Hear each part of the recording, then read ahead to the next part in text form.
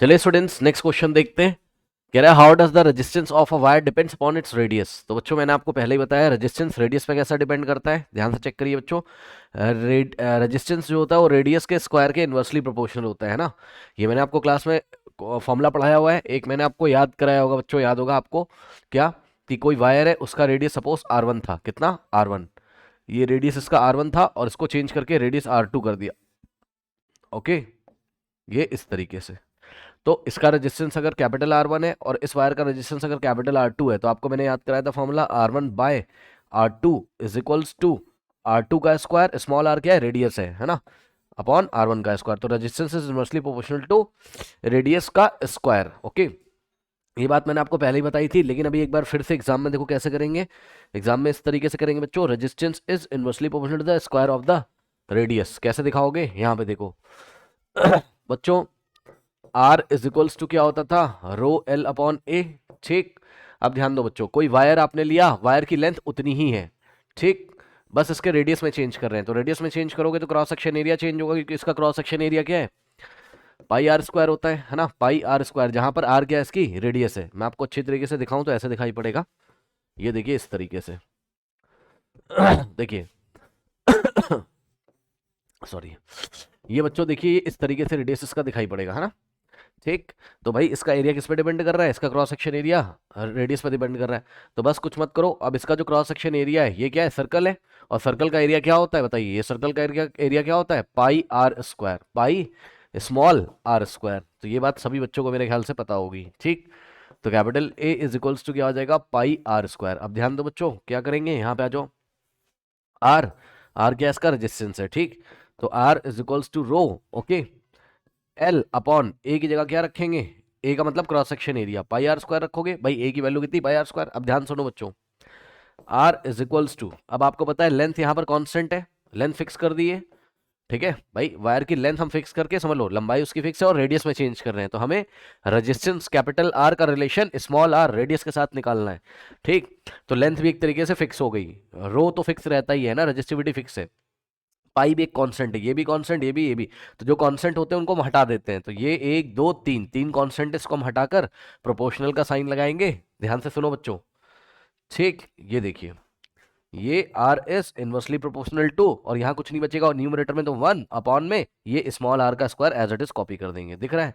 अब आप ये वाला स्टेटमेंट आपको एग्जाम में यहाँ लिख के आना है कि radius is inversely proportional to what, radius is inversely proportional to square of the radius. ठीक है बच्चों, यहाँ पे देखिए ये लिखा हुआ है, ठीक है, रेडियस, आपको स्टेटमेंट भी लिखना है, क्या लिखोगे, रेडियस इज इनवर्सली, इनवर्सली, अच्छा कुछ बच्चे क्या लिखते हैं, मैं आपको बता रहा हूँ एग्जाम में गलती क्या करोगे, radius is inversely proportional to the, radius कह रहा हूँ सॉरी, रेजिस्टेंस, रेडियस नहीं रेजिस्टेंस, है ना, resistance is inversely proportional to, बच्चों स्टेटमेंट देख लीजिएगा, correct, resistance is inversely proportional to, अब आप पता है क्या लिख के आओगे, inversely proportional to the radius तुम लिख दोगे, बस गलत हो जाएगा तुम्हारा एग्जाम में। हाँ, आपको क्या लिखना है, resistance is inversely proportional to the radius नहीं लिखना है, ना ना ना ना, स्क्वायर ऑफ द रेडियस लिखना है। ये देखो रेजिस्टेंस स्क्वायर के, रेजिस्टेंस रेडियस के स्क्वायर के इनवर्सली प्रोपोर्शनल है, तो आपको लिखना है इस तरीके से, resistance is inversely proportional to square of the radius लिख के आना है, तभी आपको मार्क्स मिलेंगे। अच्छा यहीं पे एक और मैं आपको क्वेश्चन डिस्कस कर दूं बच्चों एग्जाम के लिए, सुनिए क्वेश्चन सुन लीजिए।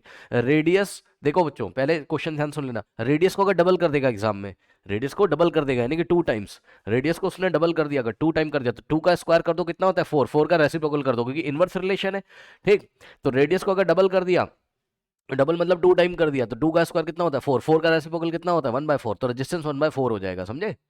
और सवाल पूछता हूं आपसे, देखो रेडियस को डबल कर दिया तो रेजिस्टेंस कितना हो गया, 2 का स्क्वायर 4, 4 का रेसिप्रोकल 1/4, तो रेजिस्टेंस 1/4 हो जाएगा। ठीक, और सुनो, रेडियस को अगर 3 टाइम्स कर देगा तो 3 का क्या करोगे, स्क्वायर, 3 का स्क्वायर कितना होता है, हाँ 9 होता है 3 का स्क्वायर, तो 3 का स्क्वायर 9, तो 9 का रेसिप्रोकल 1/9, तो रेजिस्टेंस 1/9 हो जाएगा रेजिस्टेंस। ठीक, और सुनो, मान लो रेडियस को हाफ कर दिया, हाफ करने का मतलब क्या होता है 1/2 कर दिया, तो रेडियस को 1/2 कर दिया तो 1/2 का स्क्वायर करोगे पहले, ठीक, कितना आ जाएगा 1/4, 1/4 का रेसिप्रोकल करोगे तो कितना हो जाएगा 4, यानी कि रेजिस्टेंस 4 टाइम्स हो जाएगा, समझे, करेक्ट। इसी तरीके से मान लो रेडियस 1/3 कर दी, तो 1/3 का स्क्वायर करोगे कितना होता है 1/9, 1/9 का रेसिप्रोकल करोगे कितना आ जाएगा 9, तो यानी कि बच्चों रेडियस हो जाएगी 9 टाइम्स, ये हो गया। ठीक, और सुनो सवाल क्या पूछेगा इसमें से। जैसे उसने बच्चों रेजिस्टेंस का रिलेशन पूछा है किसके साथ, रेडियस के साथ, ठीक इसी तरीके से वो रेजिस्टेंस का रिलेशन पूछेगा किसके साथ, डायमीटर के साथ। सुन लो, ठीक है। डायमीटर क्या होता है, डायमीटर आपको इस तरीके का दिखाई पड़ता है क्रॉस सेक्शन का, ये देखो, ये ये डायमीटर है बच्चों। ठीक भाई, इसका हाफ रेडियस है डायमीटर। तो आपको करना कुछ नहीं है, ठीक है। एग्जाम में यही रिलेशन होता है, जो यहाँ पढ़ा है वही डायमीटर के साथ होता है, यानी कि radius is inversely proportional to square of the diameter. बस समझ गए, जो रिलेशन रेडियस के साथ वही रिलेशन रेजिस्टेंस का डायमीटर के साथ। R is inversely proportional to R square, R is inversely proportional to D square. कोई डाउट है बताओ, हो जाएगा आराम से, यस और नो। अगला सवाल देखिए, कह रहा है दो same current flow through the electric line wires and the bulb filament, yet only the filament of the bulb glows, give the reason behind it. बच्चों देखिए जरा, कह रहा है आप लाइन यूज करते हो, लाइन का मतलब है वायर, है ना, ये इस तरीके से। देखो बच्चों, ये वायर लगा हुआ है, ठीक, और वायर में यहाँ बल्ब लगा हुआ है, ठीक भाई। जितना करंट यहाँ से पास हो रहा है, ये कॉपर की वायर है, कौन सी वायर है, सीयू, सीयू का मतलब कॉपर। ठीक बच्चों, ये कॉपर की वायर है, तो इसमें से करंट आ रहा है। अब ये करंट जाएगा और यहाँ बल्ब में अंदर फिलामेंट होता है ऐसे टंगस्टन का, ठीक। तो ये करंट इस तरीके से जाएगा, ये फिलामेंट में ऐसे करके पास करेगा और ये करंट यहाँ से निकल जाएगा। ठीक, तो जब ये फिलामेंट से पास करेगा तो बल्ब क्या करेगा, ग्लो करेगा। ठीक, तो वही वो आपसे पूछ रहा है कि ये बताओ, जब सेम करंट कॉपर की उसी लाइन से भी जाता है, लाइन मतलब है जो कॉपर की तार है, ठीक है, तो उसी कॉपर की तार से भी उतना करंट जाता है, टंगस्टन से भी उतना करंट जाता है, ठीक है, तो ये वायर क्यों नहीं ग्लो करती, कॉपर वाली। भाई सही बात है, कॉपर की वायर जो हम लोग घर में यूज करते हैं वो ग्लो हो जाना चाहिए उसे। तो कॉपर की वायर इसलिए नहीं ग्लो करती बच्चों यहाँ पर, क्योंकि कॉपर की रेजिस्टिविटी कम होती है, ठीक है ना, सही है ना भाई, रेजिस्टिविटी कम है कॉपर की, किससे, टंगस्टन से। ठीक है, समझ गए, तो ये चीज़ है, ओके। तो मतलब कहने का मतलब इसका रेजिस्टेंस कम होता है, कॉपर का रेजिस्टेंस क्या होता है, कम, और अंदर जो बल्ब में जो फिलामेंट लगा है उसका रेजिस्टेंस क्या होता है, ज़्यादा। तो हीट ज़्यादा कहाँ बनेगी बताओ, सेम करंट से हीट कहाँ ज़्यादा बनेगी। ठीक है भाई, जूल्स लॉ ऑफ हीटिंग का फॉर्मूला क्या है आपका, एच बराबर आई स्क्वायर आर टी। ठीक है, अब टाइम कांस्टेंट कर दो, आई कांस्टेंट कर दो, क्योंकि दोनों में करंट सेम है, आई सेम हो गया, टी सेम हो गया, तो H is directly proportional to R आएगा, जिसका रेजिस्टेंस ज्यादा उसमें हीट ज्यादा। तो टंगस्टन का रेजिस्टेंस ज्यादा होता है तो उसमें हीट ज्यादा हो जाएगी, सही है ना, समझ गए। फिलामेंट का मटेरियल का रेजिस्टेंस ज्यादा तो वो ग्लो करेगा भाई। और आपने अपने घरों में देखा होगा, कॉपर की तार भी गर्म हो जाती है, ऐसी बात नहीं है, ये लगातार ये भी गर्म होती रहती है, बट उतनी गर्म नहीं होती कि इससे हीट और लाइट निकले। ठीक है, तो जितनी भी हीट है वो लगातार एनवायरमेंट में रेडिएट होती रहती है। ठीक है, अब यही सब कहानियां लिखी हुई पढ़ लीजिएगा। The resistance of electric line wire is very very less than that of the filament of the bulb, therefore the current through the high resistance filament produces more heat which makes it glows, okay। अगला सवाल बच्चों, सवाल number 3, कह रहा कि the heating element of an electric toaster and electric iron are made up of alloy rather than a pure metal. भैया ये पढ़ लेना आप, ठीक है, इसके बारे में आपको बता चुका हूँ। आगे सवाल बच्चों कह रहा है कि for domestic purpose we can not we connect the electrical devices in parallel instead of connecting series, what are the advantage connecting device in parallel. Parallel के क्या क्या एडवांटेज है मैं डिस्कस कर चुका हूँ, ठीक, आगे बढ़िए। नेक्स्ट क्वेश्चन कह रहा है a large number of free electrons are present in metal, why there is no current in the absence of electric field across it. Okay बच्चों, तो ध्यान से चेक करो बच्चों, देखो यहाँ पे मैं आपको थोड़ा सा बताना चाहता हूँ, एक अच्छा सवाल है, वेरी गुड क्वेश्चन है ये, ठीक, ये एनसीईआरटी में ही कहीं ना कहीं दिया हुआ है, क्वेश्चन नहीं दिया, टॉपिक वहीं से आया सवाल, तो हम आपको आसानी से समझाते हैं, ध्यान से सुनिए बच्चों। ये कोई कंडक्टर है इस तरीके से, ठीक, ये कोई क्या है आपका कंडक्टर है, ठीक। अब सुनो, जब आप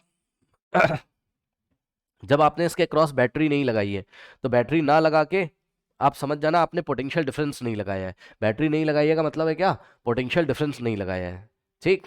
पोटेंशियल डिफरेंस नहीं लगाया है मतलब इलेक्ट्रिक फील्ड नहीं लगाई है। सुन लो ध्यान से बच्चों, पूरी कहानी सुन लेना, क्लास में वैसे तो डिटेल से पढ़ाया, अब एग्जाम आ रहा है, ध्यान से चेक करिए। बैटरी क्या मेंटेन करता है बताओ, पोटेंशियल डिफरेंस। बैटरी क्या मेंटेन करता है, पोटेंशियल।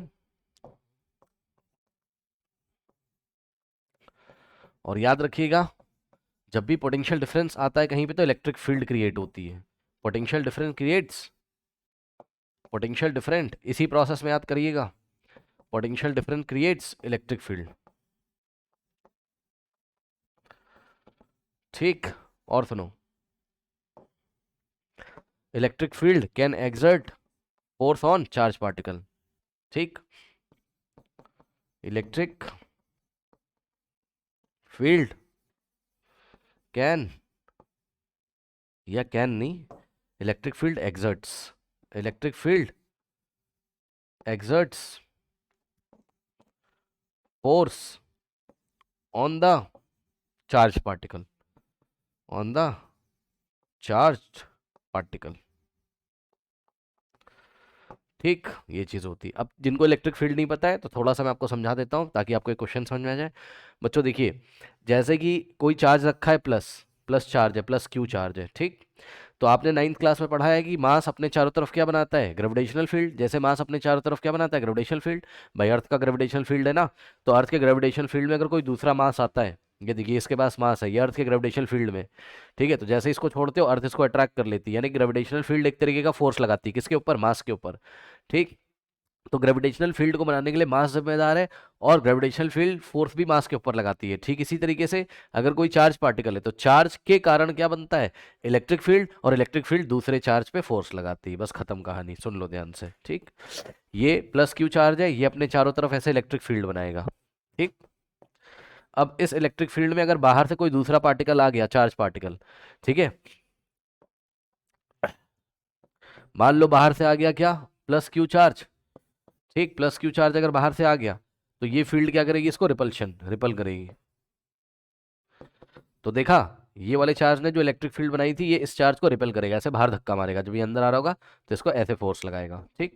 और वहीं पर अगर माइनस क्यू चार्ज आ गया तो आपको पता है प्लस माइनस को अट्रैक्ट करता है, ये इलेक्ट्रिक फील्ड जो इसने बनाई है ये इस माइनस को क्या करेगा, अट्रैक्ट करेगा, ठीक।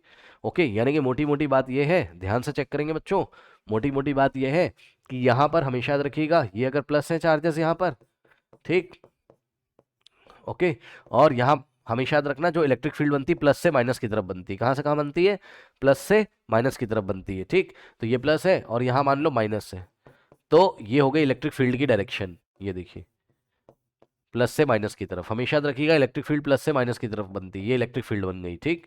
अब सुनो, अगर हम इसमें ले जाके एक इलेक्ट्रॉन रख दें, ये ऐसे इलेक्ट्रॉन रख दें, इलेक्ट्रॉन पे माइनस चार्ज होता है, इलेक्ट्रॉन पे क्या होता है, माइनस चार्ज। फिर से सुन लो मोटी मोटी बात, इलेक्ट्रिक फील्ड कहाँ से कहाँ बनती है, प्लस से माइनस की तरफ। कौन बनाता है, पॉजिटिव चार्जेस बनाते हैं, नेगेटिव चार्जेस भी बना सकते हैं।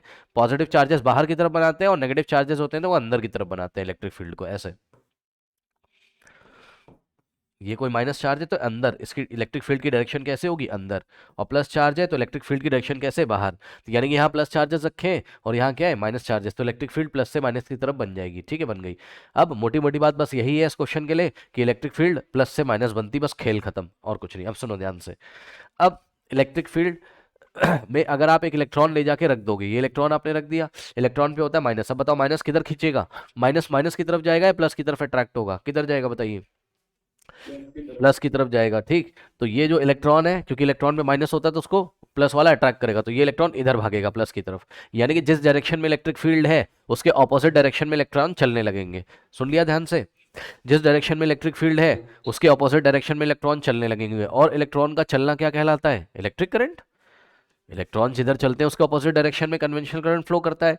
तो करंट फ्लो कराने के लिए कौन जिम्मेदार है बताइए, तो जवाब है करंट फ्लो कराने के लिए बच्चों कौन जिम्मेदार है,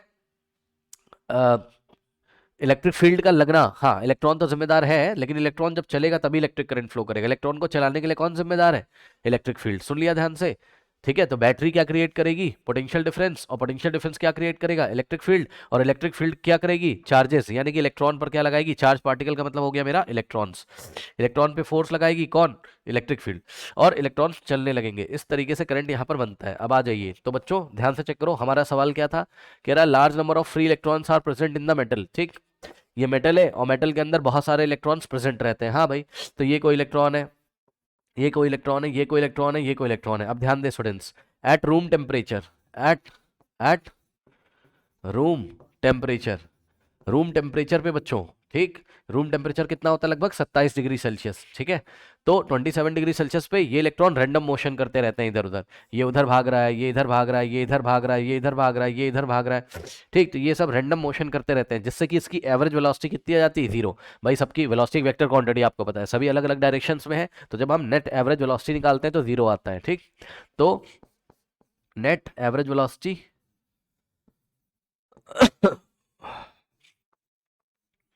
इज इक्वल्स टू जीरो, क्योंकि ये वाली वेलोसिटी इसको कैंसिल कर देगी, ये वाली इधर से कोई इलेक्ट्रॉन आ रहा होगा इसको कैंसिल कर देगी, ये वाली इसको ऐसे, तो नेट एवरेज वेलोसिटी कितनी आ गई, जीरो। ठीक है, तो नेट करंट कितना बनेगा, जीरो। भाई नेट एवरेज वेलोसिटी इलेक्ट्रॉन्स की जीरो है, तो इलेक्ट्रॉन की वेलोसिटी एक तरीके से कितनी आ गई, नेट जीरो। तो जब इलेक्ट्रॉन में वेलोसिटी नहीं है, इसका मतलब वो नेट कोई भी मोशन नहीं कर रहे हैं, इधर उधर भाग रहे हैं, लेकिन नेट मोशन जब देखा जाएगा फिजिक्स में तो नेट मोशन उसका जीरो है। ठीक है, तो नेट करंट कितनी हो जाएगी यहाँ पर, जीरो। नेट करंट कितनी हो गई, जीरो। अब ध्यान सुनो बच्चों, इसी कंडक्टर को, ये एनसीईआरटी का टॉपिक है इसलिए मैं आपको फटाफट बता दे रहा हूं, ध्यान से सुनिए। इसी कंडक्टर को अब आप लगाओगे कहाँ, एक बैटरी में, इसके क्रॉस एक बैटरी यानी कि पोटेंशियल डिफरेंस लगाइए। चलिए लगाइए फटाफट, देखते हैं क्या होता है। तो ये कंडक्टर है, ठीक, और हमने क्या किया इसके अक्रॉस हमने एक बैटरी लगाई, ये लो बैटरी लगाना आता है, ठीक, यहाँ की लगा के ऑन कर दिया, ये प्लस है ये माइनस है। अब बताओ बच्चों, ये प्लस है माइनस, अब बताओ क्या इसमें इलेक्ट्रिक फील्ड बनेगी कि नहीं बनेगी, बताइए। इलेक्ट्रिक फील्ड बनेगी किधर, प्लस से माइनस की तरफ, ठीक।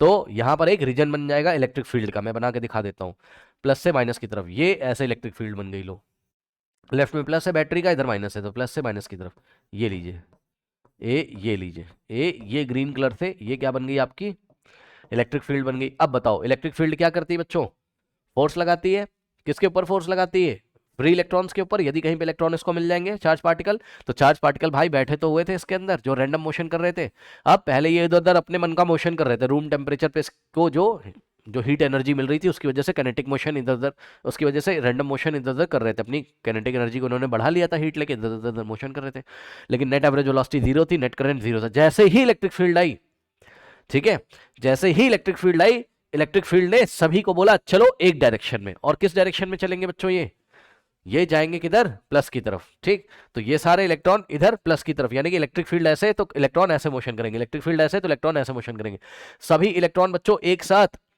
इलेक्ट्रिक फील्ड के ऑपोजिट डायरेक्शन में मोशन करने लगते हैं, ये ऐसे भागने लगेंगे, ये लीजिए, ठीक है।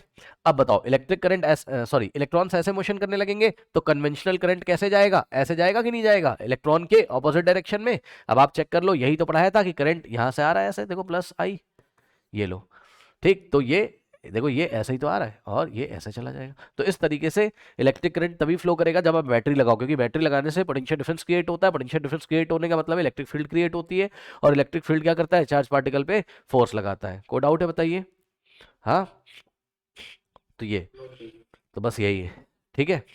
तो ये कहानी अगर आप चाहो तो इसका एक स्क्रीनशॉट ले लो, ऐसा करके आप अपनी भाषा में इसको समझा सकते हो, ठीक है। जो नोट करना हो नोट कर लो, फिर अभी मैं आपको आगे बताता हूँ उसमें। तो यहाँ पे आपने क्या देखा, पहले net velocity average velocity zero थी, अब एक चीज़ मैं लिखना भूल गया तो उसको आप लिख लेना। अब जब ये लगाया आपने बैटरी है ना, तो net average velocity is not equals to zero, net average, average v का मतलब velocity is not equals to zero, तो net current is not equals to zero. अब कुछ ना कुछ करंट इसमें होगा, ठीक है ना, तो ये हो गया। अब ये कहानियाँ आप बच्चों थोड़ी सी यहाँ पढ़ भी सकते हैं, ये कहानियाँ इन्होंने लिखी हुई यहाँ पर आंसर इसका, कह रहा in the absence of electric field the motion of the electron in a metal is random, random motion होता था, there is no net flow of charges across cross section area of the conductor, so no current is flown in the metal. But battery के लगाने के बाद क्या क्या होता है, इलेक्ट्रिक फील्ड, पूरी कहानी आपको लिखनी जो मैंने आपको बताई, ठीक। अब आइए बच्चों नेक्स्ट इसमें, है ना, इसी क्वेश्चन में आपको क्या कह रहा है, पार्ट बी बच्चों उसने दे दिया है। अब देखो बच्चों पार्ट बी, पार्ट बी कराने से पहले मैं आपसे एक सवाल पूछना चाहता हूँ, सुन लो बच्चों। बच्चों अगर मेरे पास कुछ कंडक्टर्स हैं मेरे पास, ठीक है ना, ओके, कुछ कंडक्टर्स का मतलब चलो कुछ मेटेलिक रजिस्टर्स हैं, कुछ मेटेलिक कंडक्टर है बच्चों मेरे पास, ठीक। ये मेटेलिक कंडक्टर फर्स्ट, ठीक है, ये मेटेलिक कंडक्टर सेकंड, समझ जाना भाई सबका अपना अपना रेजिस्टेंस होगा, ये मेटेलिक कंडक्टर थर्ड। बच्चों चलो कम से कम 3 ले लो, कोई दिक्कत नहीं, ठीक। अब बच्चों मुझे ये बताओ, इन तीनों मेटेलिक कंडक्टर को यदि मैंने सीरीज में कनेक्ट कर दिया और पैरेलल में कनेक्ट कर दिया, तो इक्विवेलेंट रेजिस्टेंस कब ज्यादा आएगा, सीरीज में या पैरेलल में, बताइए। सीरीज में, बहुत आसान सवाल पूछा है मैंने आपसे, ठीक। तो सीरीज में इसका इक्विवेलेंट रेजिस्टेंस बढ़ जाएगा, आर इक्विवेलेंट सबको पता है, पूरी दुनिया को पता है। और पैरेलल में बच्चों क्या हो जाएगा इसका इक्विवेलेंट रेजिस्टेंस, बताइए। पैरेलल में बच्चों उसका इक्विवेलेंट रेजिस्टेंस क्या होगा, ओवरऑल डिक्रीज हो जाएगा। हाँ तो बस अब ये देखो बच्चों सवाल पढ़ो, कह रहा V I graph of the parallel and series combination of two metallic are shown in the figures, okay. दो मेटेलिक होंगे, उनको 3 की जगह बस 2 लेना भाई, 2 ही ले लो, कोई दिक्कत नहीं, ठीक है। दो मेटेलिक कंडक्टर है बच्चों, एक बार उसने सीरीज में किया होगा और एक बार उसने पैरेलल में किया होगा, ठीक। तो कह रहा है जस्टिफाई योर आंसर, कह रहा है विच ग्राफ रिप्रेजेंट, ग्राफ का नाम है ये, मेटल का नाम नहीं है, ग्राफ का नाम है। ध्यान सुनो, अजीब सी बात भाई, तुम क्या सोच रहे हो, अरे ये मेटेलिक कंडक्टर के नाम ए और बी नहीं, ना ना ना ना ना ना, ए और बी सीरीज कॉम्बिनेशन और पैरेलल कॉम्बिनेशन के नाम है। दो मेटल कौन कौन से थे हमें नहीं पता, उसको लेके एक बार सीरीज में लगाया, एक बार हमने पैरेलल में लगाया। तो हमको ये पूछ रहा है कि हमने सीरीज में लगाने के बाद हमने ओम्स लॉ की स्टडी करी, और ओम्स लॉ में ग्राफ कैसा आता है, वाई एक्सेस पे वी, एक्स एक्सेस पे क्या है, करंट है आई, तो ग्राफ लीनियर आता है। अब कह रहा है कि इन दोनों में से बच्चों बताइए कौन सा ग्राफ सीरीज का है, ए वाला या बी वाला, और कौन सा पैरेलल का है। ठीक है बच्चों, इसने पूछा which graph represent parallel, parallel कौन सा रिप्रेजेंट करेगा बताओ बच्चों, पैरेलल जो रिप्रेजेंट करेगा, हाँ वेरी गुड, पैरेलल जो रिप्रेजेंट करेगा उसका रेजिस्टेंस क्या होगा, इक्विवेलेंट रेजिस्टेंस उसका कम होगा। तो इक्विवेलेंट रेजिस्टेंस उसका कम होगा जिसका स्लोप कम होगा। भाई पैरेलल में इक्विवेलेंट रेजिस्टेंस डिक्रीज हो जाता है, तो जिसका स्लोप कम हो जाके देख लो, वही पैरेलल को दिखाएगा। अब बच्चों चेक कर लो किसका स्लोप कम है बताओ, और ये असली वाला ग्राफ है, यानी कि वी वाई एक्सेस पे और आई एक्स एक्सेस पे, ठीक है ना। तो बच्चों स्लोप किसका कम है, ए का स्लोप कम और बी का ज्यादा, तो ए का स्लोप कम है बी का ज्यादा, यानी कि बच्चों ए किसको दिखा रहा है, ए किसको दिखा रहा है बच्चों, पैरेलल कॉम्बिनेशन को। बस यही पूछा था, ये आंसर दे देंगे। फिर भी अगर ये पूछा होता कि सीरीज को कौन दिखा रहा है, तो जवाब है बी किसको दिखा रहा है आपका, सीरीज कॉम्बिनेशन को। बताइए कोई डाउट है, ठीक। लेकिन बच्चों सावधान रहना आपको एग्जाम में, मान लीजिए उसने ग्राफ ऐसे दे दिया, पोटेंशियल डिफरेंस को वाई एक्सेस पे ना करके कहाँ कर दिया, एक्स एक्सेस पे, और आई दे दिया, और ऐसे करके ए दे दिया, और ऐसे करके अब आपको बी दे दिया। अब पैरेलल को कौन दिखाएगा, तो वी एक्स एक्सिस पे आ गया है, तो अब पैरेलल का मतलब इक्विवेलेंट रेजिस्टेंस जिसका कम होगा उसका स्लोप इस बार ज्यादा होगा। सही बोल रहा हूँ कि नहीं बताइए, ठीक, रिवर्स हो जाएगा। तो बी दिखाएगा इस बार किसको, पैरेलल कॉम्बिनेशन को, तो ये सावधानी रखिएगा एग्जाम में। और ए किसको दिखाएगा, सीरीज को, समझ गए। लेकिन जनरली आपको ऐसे ही क्वेश्चन आते हैं कि वी वाई एक्सिस पे और आई एक्स एक्सिस पे, बट कभी कभी इसका रिवर्स भी आ जाता है, तो कर लोगे। अगला सवाल आ जाओ बच्चों, पार्ट ए पार्ट बी है ना, हो गया बस, ठीक है चलो बहुत बढ़िया। अब आ जाओ बच्चों 6 नंबर पे आ जाइए, कह रहा number of bulbs are to be connected to a single source, will they provide more illuminated when connected in parallel or series. हाँ बच्चों, अब देखिए वही घिसा पिटा सवाल है बहुत पुराना, बहुत सारे बल्ब्स को उन्होंने क्या किया, उन्होंने बच्चों एक साथ कनेक्ट कर दिया एक सिंगल सोर्स में, सिंगल वोल्टेज सोर्स में, ठीक है ना। तो चलो हम दो बल्ब लेके समझ लेते हैं, ये दो बल्ब थे हमारे पास, ठीक है। एक बार बच्चों इनको सीरीज में लगा दिया, ये लीजिए वोल्टेज सोर्स में सीरीज में लगा दिया, और एक बार बच्चों दोनों बल्ब को हम किस में लगा देंगे बताइए, पैरेलल में, ठीक है। अब बताओ क्या दोनों, मतलब जितनी ब्राइटनेस से ये दोनों यहाँ चमक रहे हैं उतनी ब्राइटनेस से ये दोनों पैरेलल में यहाँ चमक रहे होंगे, या ब्राइटनेस कहाँ ज्यादा होती है बताइए बच्चों, ये सीरीज है ऊपर वाला और नीचे वाला पैरेलल है, बताओ बच्चों ब्राइटनेस कहाँ मिलेगी ज्यादा आपको, क्या पढ़ा है क्लास में, सीरीज की पैरेलल, भूल चुके हो, यही तो सब, हाँ पैरेलल में, पैरेलल में आपको क्या मिलेगा, ब्राइटनेस बिल्कुल सही मिलेगी, बढ़िया मिलेगी ब्राइटनेस, यानी कि अच्छी तरीके से ये वाले बल्ब पैरेलल में इल्यूमिनेट हो रहे होंगे, इल्यूमिनेट हो रहे होंगे, चमक रहे होंगे, ब्राइटनेस के साथ जल रहे होंगे, ठीक है। अब सुनिए ध्यान से, इसका रीजन क्या है बच्चों, तो रीजन है कि वी वोल्ट का पोटेंशियल डिफरेंस है, तो इसको भी वी वोल्ट मिलेगा और इसको भी वी वोल्ट मिलेगा, ठीक है, ये देखिए, ठीक, दोनों को सेम पोटेंशियल डिफरेंस मिलेगा यहाँ पर, ये रीजन है। दूसरा रीजन ये है कि दोनों मिलकर पैरेलल में ओवरऑल रेजिस्टेंस क्या होगा, डिक्रीज हो जाएगा, जिससे कि नेट करंट सर्किट की, यहाँ से जो दोनों मिलकर करंट ड्रॉन कर रहे हैं यहाँ से, ये करंट बढ़ जाएगी, और करंट बढ़ने से क्या होगा, जिसको जिसको जितनी करंट चाहिए होगी वो ले लेगा, इसको जितनी चाहिए होगी I1 ये अपनी ले लेगा, और I में से I2 को ये ले लेगा, समझ गए। तो दोनों को प्रॉपर पोटेंशियल डिफरेंस भी मिल रहा है यहाँ पर पैरेलल में, और दोनों को प्रॉपर करंट भी मिल रही है, समझ गए, इसलिए ब्राइटनेस के साथ ग्लो करेंगे।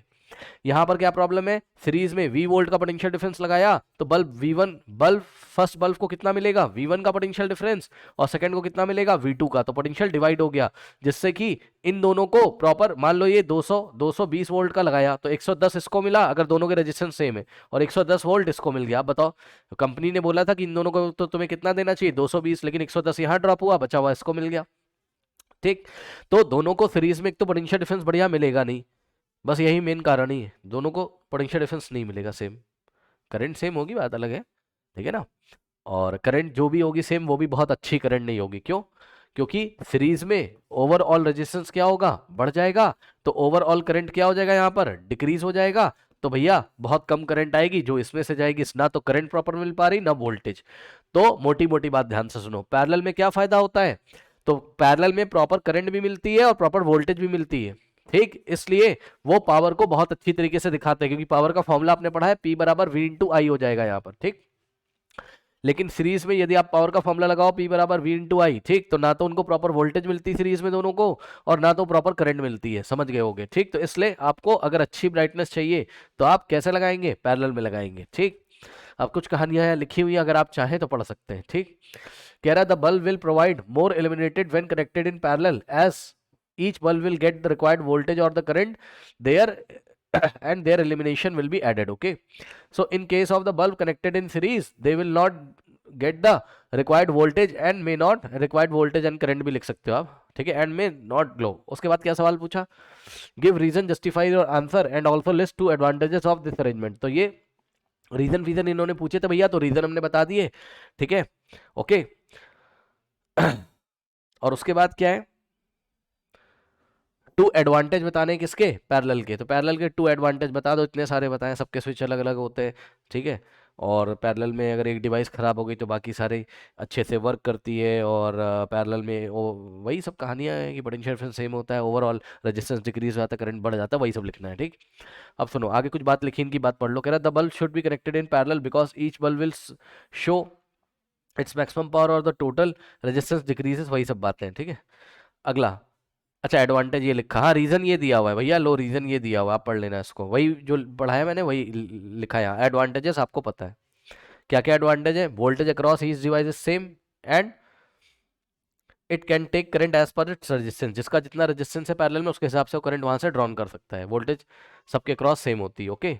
उसके बाद बच्चों, अरे सब बच्चों वाला खेल है यार, एडवांटेजेस कितनी बार पढ़ा चुका हूँ मैं। कह रहा if one device is damage then other continue to work properly. अगला सवाल कह रहा एक्सप्लेन द फॉलोइंग, ठीक है, फटाफट देख लेते हैं। अब देखो टंगस्टन क्यों यूज करते हो, ये हम पढ़ा चुके हैं आपको। Why are the conductors of electric heating devices such as are made up of alloy rather than pure metal, ये भी पढ़ा चुके हैं। Why is a series arrangement not use for, ये भी पढ़ा चुके हैं। How does the resistance of a wire vary with area of cross section, ये भी हम पढ़ा चुके हैं। R is inversely proportional to cross section area होता है। उसके बाद how many joules are there in 1 kilowatt hour, 1 kilowatt hour में कितने जूल्स होते हैं, 3.6 इंटू 10⁻6 जूल्स, और प्रूफ भी हमने आपको कराया है। आगे बढ़िए, 5 नंबर का सवाल था, एक एक नंबर के 5 होते हैं इसके, ओके। नेक्स्ट बच्चों ये आ जाइए सवाल, ठीक है। अब यहाँ कुछ फालतू के सवाल आपको मिलेंगे, वैल्यू बेस्ड क्वेश्चन है ये सब, ठीक है। चलो बच्चों पहला सवाल कह रहा है we generally use a device in an electrical circuit which is essential for safety of appliances as well as life की सेफ्टी के लिए, और ठीक है अप्लाइंसेस की सेफ्टी के लिए यूज करते हो। तो फ्यूज नहीं यूज करते हो घरों में अपने, heating effect of electric current पे बेस होता है। What is the safety device called, fuse, ठीक। कह रहा how it works and helps us to live happily, ठीक है। ये कैसे वर्क करता है, तो fuse protects the circuit and appliances by stopping the flow of any unduly high electric current. जब भी कोई भी हाई इलेक्ट्रिक करंट आता है तो फ्यूज क्या करता है, उसको हमारे अप्लायंस में नहीं जाने देता है। याद है रेफ्रिजरेटर है और ये फ्यूज है, मान लो कि रेफ्रिजरेटर को मैक्सिमम करंट 5 एम्पियर की चाहिए, तो आप 5 एम्पियर का फ्यूज लगाओगे, जैसे ही 5 एम्पियर से ज़्यादा करंट आएगी ये फ्यूज बर्न हो जाएगा, सर्किट ब्रेक हो जाएगा, करंट रेफ्रिजरेटर में नहीं जा पाएगी, हाई करंट, बस यही सब है, ओके। हाई करंट अगर रेफ्रिजरेटर में चली जाएगी तो रेफ्रिजरेटर का कॉइल जल जाएगा, जिससे आग वाग लग सकती है, दुनिया भर की कहानी है, ठीक। अब सुनो नेक्स्ट है, do you think that it is necessary for every place where electricity is use, answer is yes, ठीक। जहां पर इलेक्ट्रिसिटी यूज होती है, जितने भी इलेक्ट्रिकल अप्लायंसेस आप यूज करते हो उसमें फ्यूज लगा होना जरूरी होता है, ठीक। उसके बाद अब कह रहा है एसोसिएटेड वैल्यू, है ना। कह रहा है the learner will be able to understand and appreciate the importance of electric fuse in the, okay. तो जो लर्नर है, जो स्टूडेंट्स है, वो इलेक्ट्रिक फ्यूज को अच्छी तरीके से समझे और डोमेस्टिक सर्किट में इलेक्ट्रिक फ्यूज की इंपॉर्टेंस को समझे, जो कि हम आपको क्लास में समझा चुके हैं। आगे आइए, कह रहा one day Sohan went his friends house, he was surprised to see that most of the electrical appliances at his house were functional. For example tubelight, fan in all rooms, TVs, computer, light of toilet, kitchen were switched on. Sohan told his friend this is not the way to use electricity. सुनो भैया, सोहन बहुत अच्छा लड़का है, वो अपने दोस्त के घर गया, उसने देखा सारी डिवाइसेस चल रही है, लैपटॉप और जो है कंप्यूटर, सब सब कुछ चल रहा है, घर की हर लाइट, फैन, कूलर सब चल रहा है, ठीक। तो ये तो गलत बात है ना। सोहन ने अपने दोस्त को बोला कि भाई देख, इलेक्ट्रिसिटी इलेक्ट्रिसिटी क्या, एक तरीके का इलेक्ट्रिकल एनर्जी है, एनर्जी तो है भाई एक तरीके से, है ना भाई। इलेक्ट्रिकल एनर्जी देश में विभिन्न भागों में मिल नहीं पा रही है, और ये देखिए गलत यूज कर रहे हैं। सही, अगर भाई तुम बचाओगे तभी तो किसी को मिलेगा ना, दूसरे रूरल एरियाज में जो गांव देहात में लोग रहते हैं, ठीक है ना। तो ये चीज़ है, थोड़ा सा वैल्यू बेस्ड क्वेश्चन है, इसको आप देख लो। तो सोहन ने बोला ये अच्छा तरीका नहीं है, ठीक। कह रहा now the question arises whether this habit of consuming electrical energy is acceptable और नॉट। क्या बच्चों इस तरीके का बिहेवियर एक्सेप्टेबल है? जवाब है नहीं, ठीक। नो, आपको पता है ऐसे थोड़ा ना इलेक्ट्रिसिटी यूज करोगे, किसी और को मिले ही ना, तुम ही यूज कर रहे हो, और यूज करने में तुम्हारा भी नुकसान है, देश का भी नुकसान है, बिल तुमको देना पड़ेगा, इकोनॉमिकल तुम वीक हो गए, तुम्हें पैसा देना पड़ेगा ना उसका, इलेक्ट्रिकल एनर्जी का जितना ज्यादा यूज करोगे बिल आएगा, फालतू का तुमने सब ऑन करके रखा हुआ है, ठीक है ना। और क्या है, और दूसरा ये है कि सोसाइटी में दूसरे लोगों को मिल नहीं पा रहा है, क्योंकि आप उसको वेस्ट कर रहे हो, रूरल एरियाज में लोगों को नहीं मिल पा रहा है। और क्या है, और ये है कि रिन्यूएबल और नॉन रिन्यूएबल दोनों सोर्सेज की हेल्प से इलेक्ट्रिसिटी प्रोड्यूस की जाती है, ठीक है। इलेक्ट्रिसिटी कैसे बनाई जाती है आपने सुना होगा, विंड मिल्स हो गई, हाँ, ओशन पावर थर्मल एनर्जी हो गई, ठीक है, दुनिया भर की। और कोल से आप बनाते हो, ठीक है ना। तो रिन्यूएबल सोर्स हो चाहे नॉन रिन्यूएबल, दोनों से आप उसको बनाते हो। तो एक तरीके से चलो कोल का एग्जाम्पल ले लेते हैं, ठीक है स्टूडेंट्स। तो खासकर जो नॉन रिन्यूएबल सोर्सेज है जैसे कोल वगैरह, उसको आप एक तरीके से वेस्ट कर रहे हो ना, हमारे आने वाली पीढ़ी के लिए बचेगा नहीं। दूसरा कि आप पोल्यूशन भी तो करवा रहे हो एक तरीके से। कैसे, जितना ज्यादा आप बेवजह यूज कर रहे हो उतनी ज्यादा गवर्नमेंट को प्रोड्यूस करनी पड़ेगी वहां पर, और पॉल्यूशन वगैरह होता है वहां पर जब कोल को बर्न करते हैं। तो ये सब कहानी है, ठीक है। तो कह रहा है will this effect the economical condition of the family as well as the nation, how. भैया पढ़ लो क्या लिखा है, yes it will affect the economical condition of the family as well as the nation, because both renewable and mostly non-renewable sources of energy is used to generate large amount of electricity. We should conserve the energy. हमें पढ़ाया गया है, हमें बताया गया कि हमें आने वाली पीढ़ी के लिए एनर्जी को कंजर्व रखना चाहिए। आगे बच्चों, associated value, the learner will be encourage to adopt the eco friendly attitude which is also need of the hour, okay. इस समय की ये मांग है कि आप इको फ्रेंडली रहे, ओके बच्चों। तो ये सब कहानियां हैं, वैल्यू बेस आप कुछ भी लिख सकते हो अपने मन से जो आपको समझ में आए। आगे बढ़ो बच्चों, कह रहा है decorative lights are made,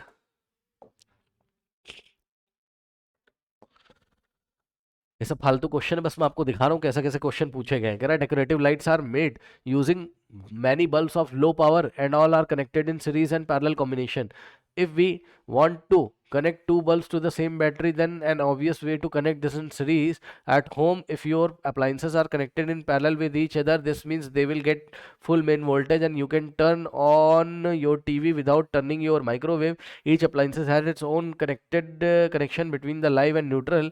Even though all the appliances in our home are connected across the same voltage, they all draw different currents. ठीक है भाई, अब टेंशन मत लो। ये जो पूरा पैराग्राफ दिया है ये सीरीज कॉम्बिनेशन और पैरेलल कॉम्बिनेशन के बारे में दिया गया है, ठीक है। तो इसमें कंक्लूजन करते हैं, कह रहा है कि what problem you face when you connect two bulbs in a series. जब दो बल्ब को सीरीज में लगाते हो तो क्या प्रॉब्लम आएगी? तो बच्चों प्रॉब्लम ये आएगी क्या, कि अगर कोई भी एक बल्ब बच्चों फ्यूज हो गया तो दूसरा वाला ग्लो नहीं करेगा, ठीक। और दोनों बल्ब्स को सेम पोटेंशियल डिफरेंस नहीं मिलेगा, है ना। और दोनों बल्ब के सीरीज में लगाए जाने से ओवरऑल रेजिस्टेंस बढ़ जाएगा, जिससे इक्विवेलेंट करंट डिक्रीज हो जाएगी। तो प्रॉपर करंट भी दोनों को नहीं मिलेगी, यानी कि वोल्टेज और करंट दोनों को ठीक से नहीं मिलेगी, इसलिए अच्छी तरीके से फंक्शन नहीं करेंगे। और वही सीरीज वाले सारे डिसएडवांटेजेस लिखने हैं। दोनों बल्ब का स्विच एक ही रहेगा, एक स्विच ऑन करोगे तभी दोनों ऑन होंगे, ऑफ करोगे तो दोनों ऑफ हो जाएंगे, आप सेपरेटली इसको ऑपरेट नहीं कर सकते। ये सब कहानियां लिख देना, ठीक। उसके बाद कह रहा list two advantages of connecting the bulb in parallel का एडवांटेज लिख देना। As a students what initiative you take to suggest the statement power consumption, ठीक। As a statement, as a student आप पावर कंजम्पशन के बारे में कुछ suggestion देना चाहते हैं तो भैया दे दो, पावर कैसे कंज्यूम करनी चाहिए। ये लो भैया दो suggestion, less electrical appliances should be connected in parallel to use compact fluorescent appliance, ठीक है। अब ये बहुत अच्छी चीज़ें नहीं लिखी कि less electric appliances should be connected in parallel, नहीं ये तो बहुत अच्छा चीज़ इन्होंने नहीं लिखी हुई है, ओके। अच्छा हाँ ठीक है ठीक है, कोई दिक्कत नहीं कोई दिक्कत नहीं, बस पैरेलल शब्द का यूज़ कर दिया बच्चों इन्होंने, ठीक।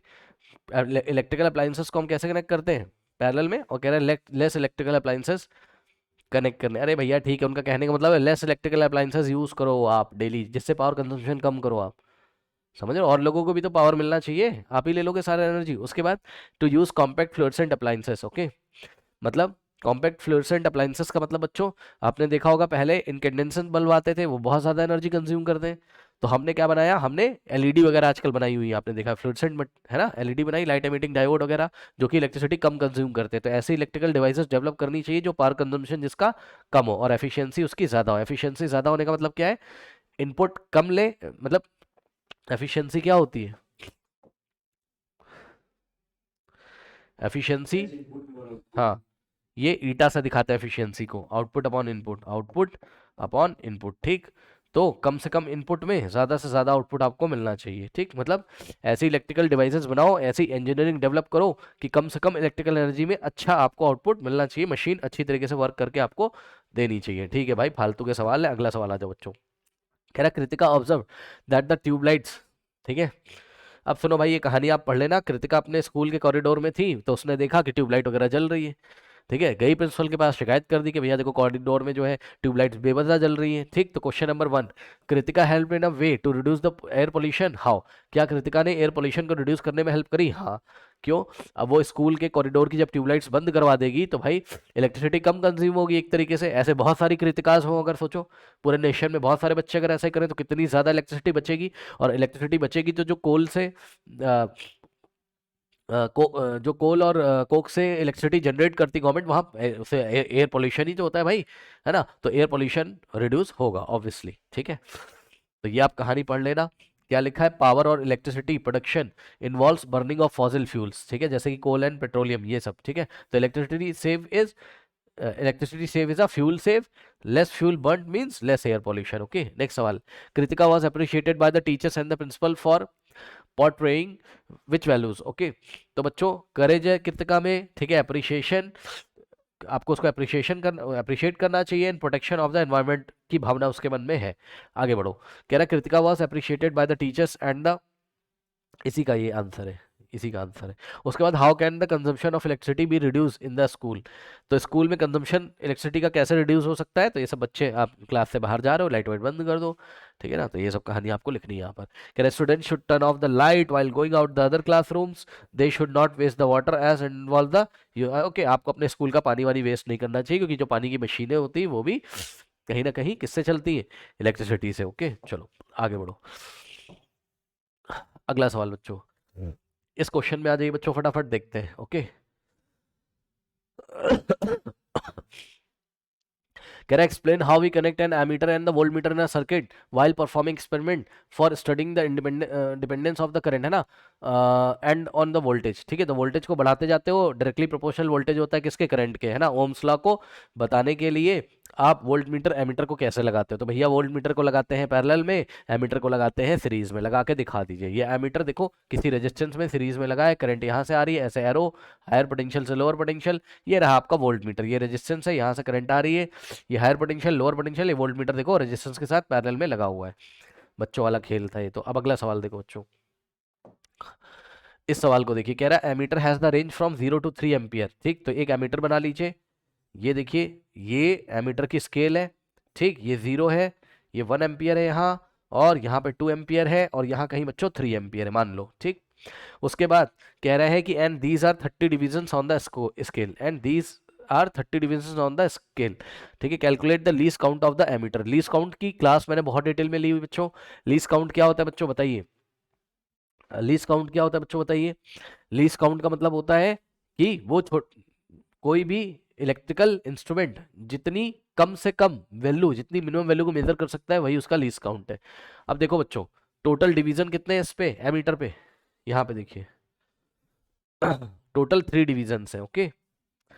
ये 0, यहाँ 3 लिखा है, ठीक, यहाँ 1 लिखा होगा, अरे समझ जाना यार, यहाँ बराबर गैप नहीं बन पा रहा है, यहाँ पे, यहाँ बच्चों 2 लिखा है। अब बताओ वो क्या कह रहा है कि टोटल कितने डिवीजन है बच्चों, 30, समझ रहे हो ना। तो 30 डिवीजन है, अब खुद दिमाग लगाओ, 30 अगर डिवीजन है, समझ रहे हो ना। तो यहां से यहां तक टोटल 30 होंगे, यानी कि 0 1 के बीच में 10, 1 और 2 के बीच में 10, 2 और 3 के बीच में 10, ओके। तो ये देखिए 1 2 3 4 5 6 7 8 9 10, 1 2 3 4 5 6 7 8 9 10, 1 2 3 4 5 6 7 8 9, समझ लेना, आप ठीक से नहीं बना समझ जाना। 0 1 के बीच में 10 डिवीजन, 1 और 2 के बीच में 10 डिवीजन, 2 और 3 के बीच में, तो इसका लीस्ट काउंट कितना होगा? इसका लीस्ट काउंट आप चाहो तो आप चाहे जैसे भी निकाल सकते हो। तो लीस्ट काउंट की आप वो भी याद कर सकते हो, क्या नाम है, formula, range upon total division, चाहे ऐसा निकाल लो, चाहे एक और तरीका बताएंगे वो भी। अब रेंज क्या होता है सर? तो रेंज होता है, मैं आपको बता दूं बच्चों, रेंज क्या होता है, सुनिए ध्यान से। रेंज निकालते कैसे? स्केल पे जो नंबर लिखे रहते हैं, कहाँ से कहाँ नंबर लिखे हैं, 0 से 3, तो maximum number minus minimum number, maximum number 3 है, मिनिमम नंबर 0, 3 माइनस 0 कितना हो गया 3, तो रेंज आ गई 3। ठीक, और रेंज बाय टोटल डिवीजन करोगे तो रेंज कितनी है 3, और टोटल डिवीजन कितने हैं 30 है, तो कितना आ जाएगा 0.1 एम्पियर। तो लीस्ट काउंट का फॉर्मूला हो गया रेंज अपॉन टोटल डिवीजन। ऐसे भी निकाल सकते थे और ऐसे भी सोच सकते थे बच्चों। ध्यान से चेक करो कि 1 और 2 के बीच में टोटल कितने डिवीजन है 10, यानी कि 10 डिवीजन किसको दिखाते हैं, 1 एम्पियर की करंट को। भाई 1 से लेके 2 के बीच में 1 एम्पियर की करंट ही तो होगी। ठीक, तो 10 डिवीजन किसको दिखाते हैं 1 एम्पियर को, तो एक डिवीजन कितने को दिखाएगा,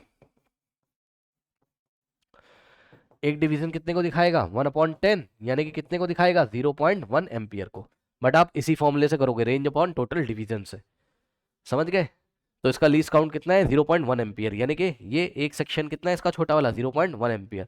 तो ये मिनिमम करंट कितनी मेजर कर सकता है 0.1 एम्पियर। तो एक अच्छा सवाल था, इसको आप देख लेना।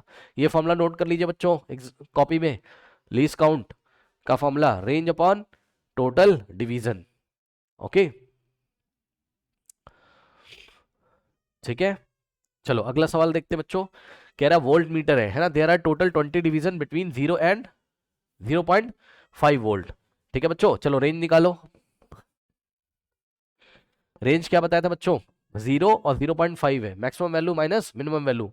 मैक्सिमम वैल्यू कितनी है 0.5। अरे रेंज का फॉर्मूला याद करो यार पहले, रेंज क्या है, max value minus minimum value, minus minimum value. ठीक, तो यहां पे आ जाओ,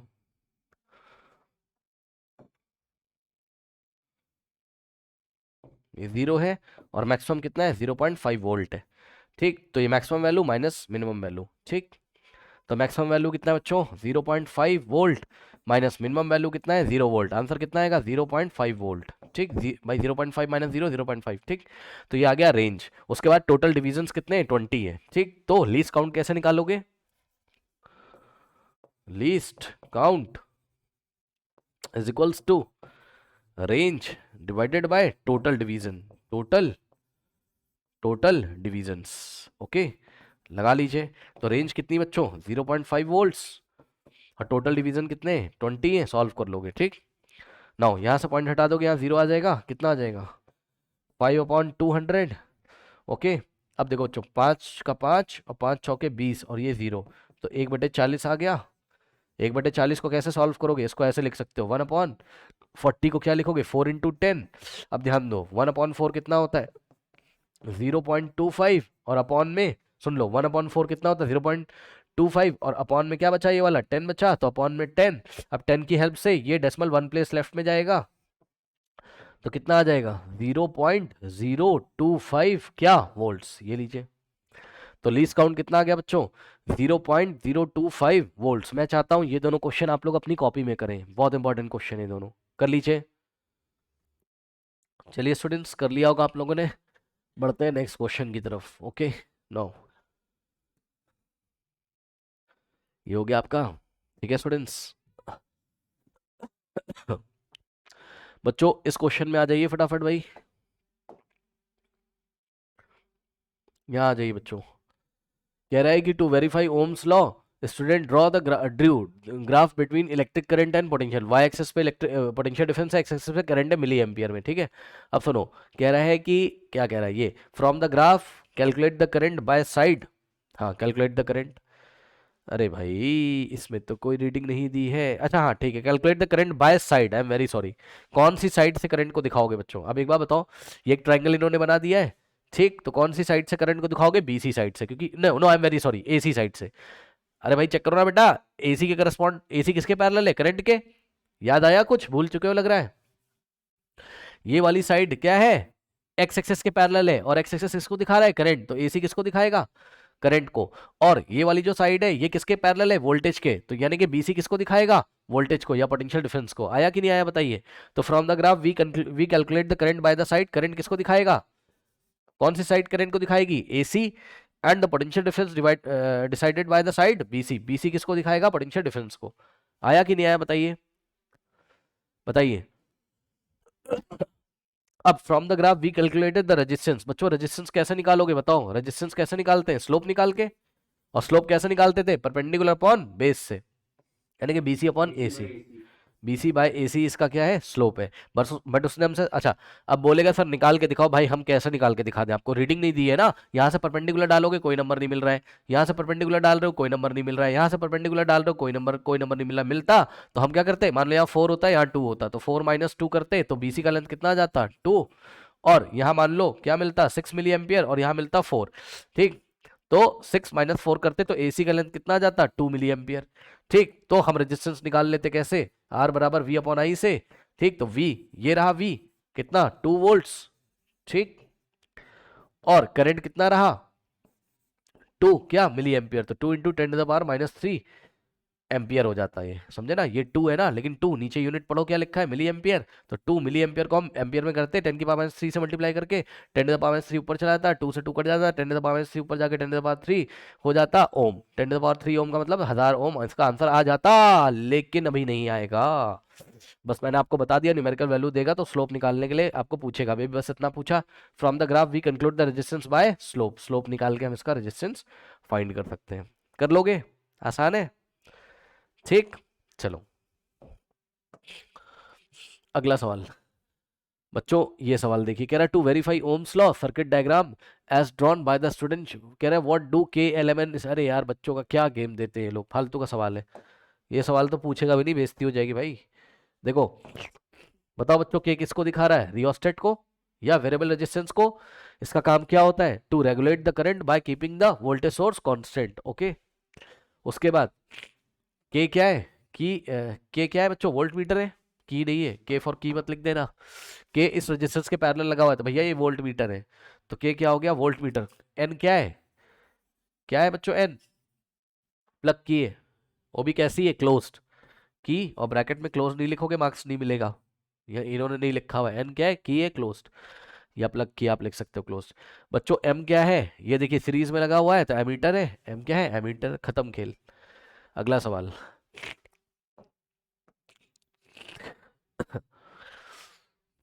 सवाल नंबर 6,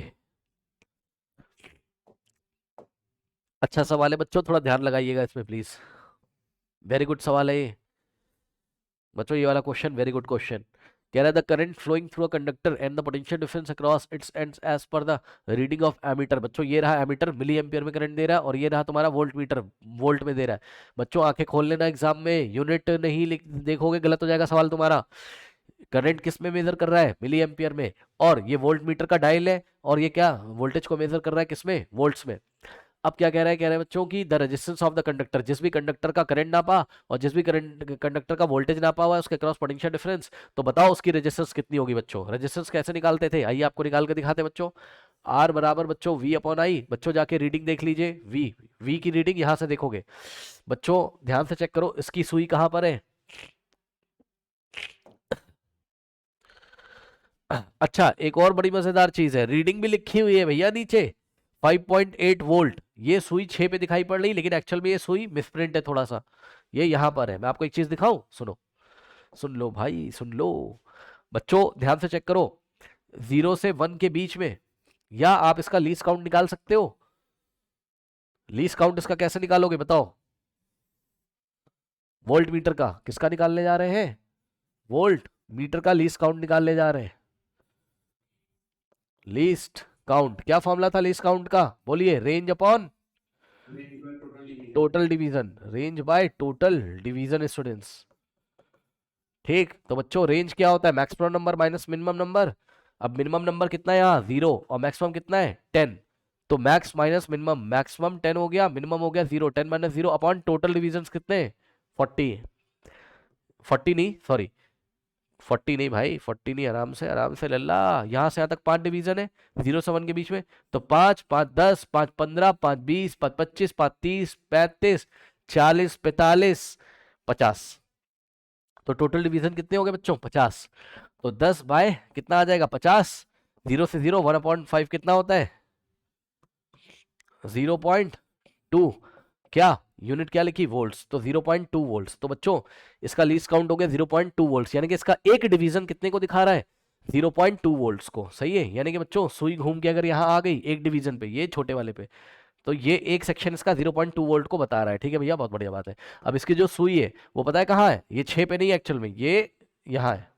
डायग्राम में थोड़ा मिसप्रिंट है, ये यहाँ पर है, ये देखिए।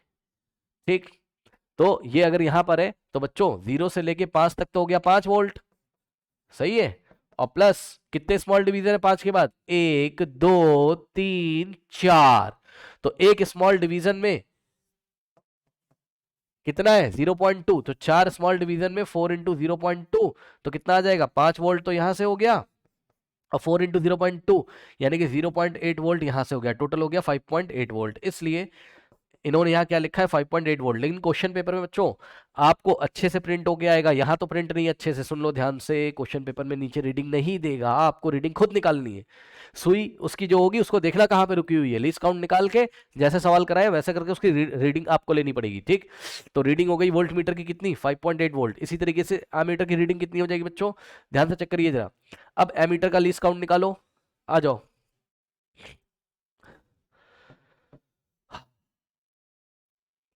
एमीटर का लीस्ट काउंट निकालो बच्चों, यहाँ पे आओ। एमीटर का, अरे समझ जाना यार, लो बताओ रेंज कितनी बच्चों इसकी, बोलो बोलो बोलो, रेंज कितनी है, 400 minus maximum number minus minimum number, 400 minus 0 upon में टोटल डिवीजन कितने हैं? अब ध्यान से चेक कर लेना, 0 50 के बीच में 5 डिवीजन है, तो 5 5,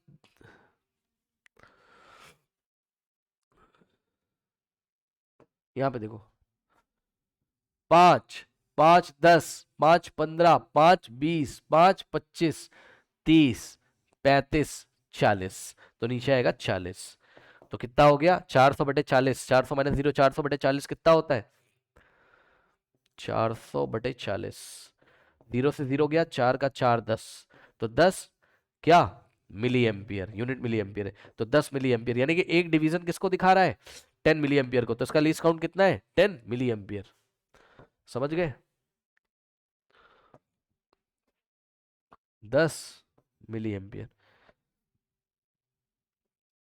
ठीक, ओके, तो ये आप ऐसे भी निकाल सकते थे कि 0 से 50 के बीच में कितने 5 डिवीजन है, तो 5 डिवीजन किसको दिखा रहे हैं, 5 डिवीजन किसको दिखाते हैं 50 मिली एम्पियर को, तो एक डिवीजन कितने को दिखाएगा, एक स्मॉल डिवीजन कितने को दिखाएगा 50/5, 5 का 5 5, 5 10 दा यानी कि 10 मिली एम्पियर को, तो एक स्मॉल डिवीजन 10 मिली एम्पियर को दिखाएगा, बट मैंने लीस्ट काउंट के फॉर्मूले से निकाला है। ओके,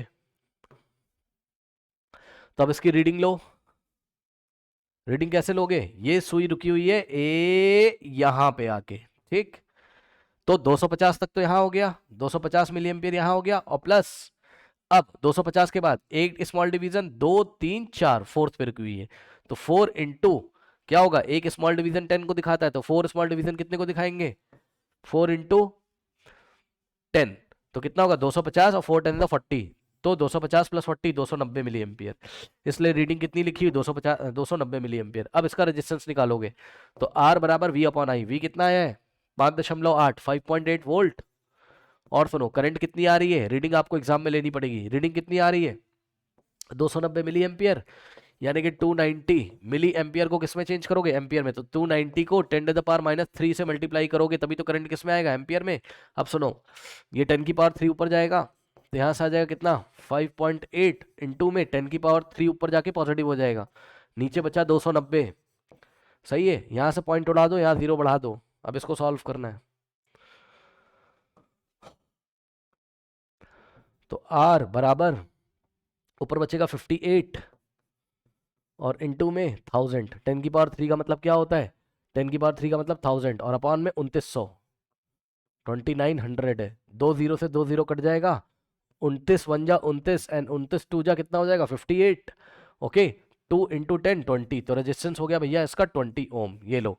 ठीक, आंसर मैच कर लीजिए, और मैं चाहता हूं कि इसकी कैलकुलेशन आप यहाँ पे करके देखें, ये एक अच्छा सवाल है करिए। नाउ स्टूडेंट्स देखते हैं नेक्स्ट क्वेश्चन। ओके, चलो बच्चों ये क्वेश्चन देखो, कह रहा है 4 students 4 cells of 1.5 volt each to get a battery, है ना, 4 सेल लगाए इन्होंने 1.5 वोल्ट के, तो टोटल पोटेंशियल डिफरेंस कितना मिलेगा, 4 इंटू 1.5 6 वोल्ट का। Okay, connection of the students is incorrect. Question ध्यान से पढ़िएगा, connection of which student is correct नहीं पूछा है, इनकरेक्ट। किसका इनकरेक्ट है कनेक्शन, ये हमको बताना है। तो बच्चों ये रहे इसके कनेक्शंस, आ जाओ जरा, ये रहे इसके कनेक्शन। ओके, किसका इनकरेक्ट है वो बताना है, ठीक। तो देखते हैं, ए स्टूडेंट ने, ये प्लस है ये माइनस है, बड़ा डंडा छोटा डंडा, बड़ा डंडा छोटा डंडा, फिर बड़ा डंडा आना चाहिए था, छोटा डंडा आ गया, चेक कर लो, माइनस को माइनस से जोड़ दिया, ठीक है, माइनस को माइनस से जोड़ दिया, तो ए वाले ने क्या किया, इनकरेक्ट। ए वाले का क्या है, इनकरेक्ट, माइनस को माइनस से जोड़ दिया। उसके बाद सेकंड वाले को देखो, बड़ा डंडा प्लस फिर माइनस फिर बड़ा डंडा फिर छोटा डंडा फिर बड़ा डंडा छोटा डंडा बड़ा डंडा छोटा डंडा। तो बी वाला क्या है बच्चों, बी वाला स्टूडेंट क्या है, बी वाले ने भी कुछ गलती करी है क्या, plus minus plus minus plus minus plus minus.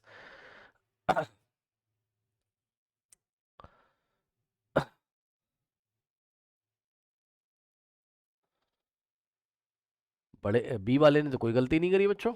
हाँ, बी वाले ने क्या गलती करी बताइए, बी वाले ने, ये देखिए प्लस है बी वाले का, है ना, फर्स्ट वाला सेल का प्लस और फर्स्ट वाले सेल का नेगेटिव, तो फर्स्ट वाले सेल के नेगेटिव को नेक्स्ट वाले के पॉजिटिव से जोड़ा उसने, फिर ये सेकंड सेल है तुम्हारा, सेकंड सेल के नेगेटिव को थर्ड वाले के पॉजिटिव से, थर्ड वाले के नेगेटिव को फोर्थ वाले के पॉजिटिव से जोड़ा, और फिर लास्ट में क्या आ गया आपका, नेगेटिव आ गया, ठीक तो है, ठीक है। और देख लेते हैं, तो ये मुझे करेक्ट लग रहा है बी वाला, ठीक। उसके बाद सी वाले को देखो बच्चों, सी वाले ने क्या गलती करी, ये माइनस है फिर प्लस है, चलो कोई बात नहीं है, उल्टा सेल लगा दिया कोई बात नहीं, फिर प्लस है तो फिर से प्लस है, प्लस प्लस से थोड़ा ना जोड़ देगा, प्लस को माइनस से जोड़ना चाहिए था, तो सी इनकरेक्ट है, ठीक। उसके बाद डी वाले को देखो, ये क्या है, ये माइनस है प्लस है फिर माइनस है फिर प्लस है फिर माइनस है फिर प्लस है, ओके, और फिर माइनस है फिर प्लस है, तो बिल्कुल सही है ना, माइनस प्लस यानी छोटा डंडा बड़ा डंडा फिर छोटा बड़ा छोटा बड़ा छोटा बड़ा, तो डी वाला करेक्ट है, डी वाला आपका क्या है, करेक्ट है। तो इनकरेक्ट कौन कौन है बच्चों, ए इनकरेक्ट है, और कौन इनकरेक्ट है बताइए, ए इनकरेक्ट है और सी इनकरेक्ट है। अब देखो इन्होंने आंसर गलत दिया हुआ है, ठीक है, कह रहा है ए बी सी तीनों इनकरेक्ट है, बी थोड़ी ना इनकरेक्ट है वो, या तो डायग्राम में मिसप्रिंट होगा, तो आपको अपना दिमाग लगाना है, बस हो जाएगा, बताइए कोई डाउट है बताइए। हाँ तो बस ये सब। अच्छा, रीजन में आप देख लो, negative terminal of each cell should be connected to the positive terminal of the next cell, और the positive terminal of the each cell should be connected to the negative of the next one. किसी cell के negative को next वाले के positive से, या किसी cell के नेगेटिव को नेक्स्ट वाले के पॉजिटिव से जोड़ना चाहिए, पॉजिटिव पॉजिटिव में नहीं जोड़ सकता है, नेगेटिव नेगेटिव में नहीं जोड़ सकता है, ठीक। यहाँ क्या प्रॉब्लम थी, माइनस माइनस में जुड़ गया था, और यहाँ क्या प्रॉब्लम थी, प्लस प्लस में जुड़ गया था, ठीक। नेक्स्ट बच्चों, नेक्स्ट क्वेश्चन देखिए, कह रहा है कि if the applied potential difference V across both the resistance R1 R2 is same but R1 is greater than R2, सुन लो ध्यान से बच्चों, ये देखो, अप्लाइड पोटेंशियल डिफरेंस सेम है, मतलब इसके क्रॉस भी V वोल्ट का पोटेंशियल डिफरेंस है और इसके क्रॉस भी V वोल्ट का पोटेंशियल डिफरेंस है, ऐसा बोला है उसने कि potential difference voltage across both the resistance is same, R1 R2 से ग्रेटर है, R1 रेजिस्टेंस बड़ा है R2 छोटा है। अब सुन लो, दोनों के क्रॉस पोटेंशियल डिफरेंस सेम, यानी कि दोनों के क्रॉस करंट को ढकेलने वाला पुश करने वाला सेम, तो जिसका रेजिस्टेंस ज्यादा होगा उसमें ही तो करंट कम होगी, और जिसका रेजिस्टेंस कम होगा उसमें करंट ज्यादा होगी। तो इसने हमसे सवाल पूछा, ठीक है, when then what would be about the ammeter reading A1 A2, A1 A2 की रीडिंग के बारे में आप क्या कह सकते हो। अब बताओ, ऊपर वाली ब्रांच में I1 करंट जा रहा है सपोज, और नीचे वाले में I2, अब बताओ कौन करंट बड़ा होगा कौन छोटा होगा, तो जवाब है R1 बड़ा है, जो रेजिस्टेंस बड़ा उसका करंट छोटा, तो I1 is less than I2, और I1 जा रहा है किसमें, एमीटर A1 में, तो एमीटर A1 की जो रीडिंग होगी वो A2 से क्या होगी, लेस होगी। आया कि नहीं आया बताइए, A1 is less than A2 इसका आंसर है। कोई डाउट है बताइए, और रीजन क्या है, पैरेलल कॉम्बिनेशन में करंट किस पे डिपेंड करता है, रेजिस्टेंस पे, यानी कि I is inversely proportional to R। क्यों सर, क्योंकि सर I बराबर क्या होता है, V अपॉन R होता है, तो पोटेंशियल डिफरेंस तो कांस्टेंट हो गया पैरेलल में, दोनों के लिए सेम, तो V कांस्टेंट है, V को हटा दोगे, I is inversely proportional to R, जिसका रेजिस्टेंस ज्यादा उसमें करंट कम, ठीक। उसके बाद हो जाएगा अगला सवाल। नेक्स्ट देखिए बच्चों, कह रहा है कि the correct voltmeter and ammeter connection in an experiment to find the equivalent resistance when two resistors are. भैया तो ध्यान से चेक कर लो, एमीटर और वोल्टमीटर को करेक्टली कहाँ कनेक्ट किया है, ऑप्शन ए में बच्चों, वो एमीटर तो सही सही है, ये प्लस है माइनस है बैटरी का है ना, एमीटर तो सीरीज में, वोल्ट मीटर भी सीरीज में लगा दिया, वाह गलत हो गया फर्स्ट वाला। फर्स्ट वाले में वोल्ट मीटर सीरीज में नहीं आएगा, नेक्स्ट वाले में क्या किया, वोल्ट मीटर को ही सीरीज में लगा दिया, चेक करो ये प्लस है माइनस, तो यहां से करंट आ रहा है वोल्ट मीटर से जा रहा है, और लो एमीटर पैरेलल में लगा दिया, गलत। उसके बाद थर्ड वाले में देखो बच्चों, वोल्ट मीटर पैरेलल है, एमीटर सीरीज में, ये मुझे सही लग रहा है, ठीक है।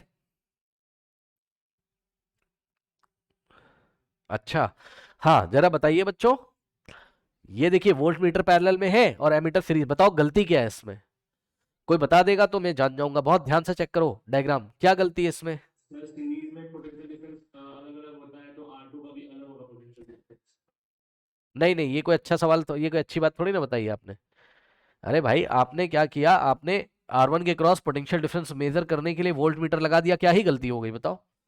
वोल्ट मीटर तो सही लगाया उसने इसमें पैरेलल में R1 में, और sir ammeter, sign. Sign sign का ध्यान रखो, करंट निकलेगा यहाँ बैटरी से, ठीक है, तो प्लस से कहा जाता है माइनस, तो यहाँ प्लस है यहाँ माइनस है, और मैंने आपको बताया यहाँ वोल्ट मीटर में हालांकि कोई करंट जाएगा नहीं, लेकिन सोचो कि जाएगा, सोचो कि जाएगा, तो करंट अगर जाएगा तो हायर पोटेंशियल से कहा जाएगा बताइए, लोअर पोटेंशियल की तरफ। अब देखो इन्होंने यहाँ माइनस दे दिया और यहाँ प्लस दे दिया, ऐसे सोचो, तो अगर यहां से कोई करंट आ रही होगी तो लोअर पोटेंशियल, नेगेटिव से प्लस थोड़ी ना जाती भाई, प्लस से माइनस जाती है वो, तो यहाँ लेफ्ट में अगर प्लस होता और राइट में माइनस होता तब सही हो जाता, तो माइनस से प्लस थोड़ी ना जाएगी करंट, यानी कि ये वाला पॉइंट होना चाहिए था कैसा, हायर पोटेंशियल, और ये वाला होना चाहिए था कैसा, लोअर पोटेंशियल, उसने उल्टा कर दिया, लोअर पोटेंशियल हायर पोटेंशियल, गलत हो गया उसका, तो सिंबल की वजह से गलत हुआ है ये डायग्राम, ठीक। उसके बाद फोर्थ वाला देखिए, फोर्थ वाले में यहाँ से करंट आ रहा है, एमीटर सीरीज में लगा है, और इन दोनों R1 R2 के पैरेलल में क्या लगा, वोल्ट मीटर, साइन भी सही है, देखो करंट प्लस से माइनस, हायर पोटेंशियल से लोअर पोटेंशियल, एमीटर में सही, और यहाँ पर आओगे तो अगर वोल्ट मीटर में कोई करंट जा रही, वैसे तो जाती है थोड़ी सी जाती है, देखो प्लस से माइनस बिल्कुल सही है, तो option 4 is the correct option. आ गया, बताइए। तो एक बार इसको हटा देते हैं, आप देख भी लोगे क्या क्या बना हुआ था असली में डायग्राम में, ओके। अगला कह रहा है, if two resistance of R are connected in series and then connected in parallel, what is the difference in the equivalent resistance in both the cases. अच्छा भैया देख लेते हैं क्या कह रहा है, कह रहा है if two resistance of value R are connected in series and then parallel in,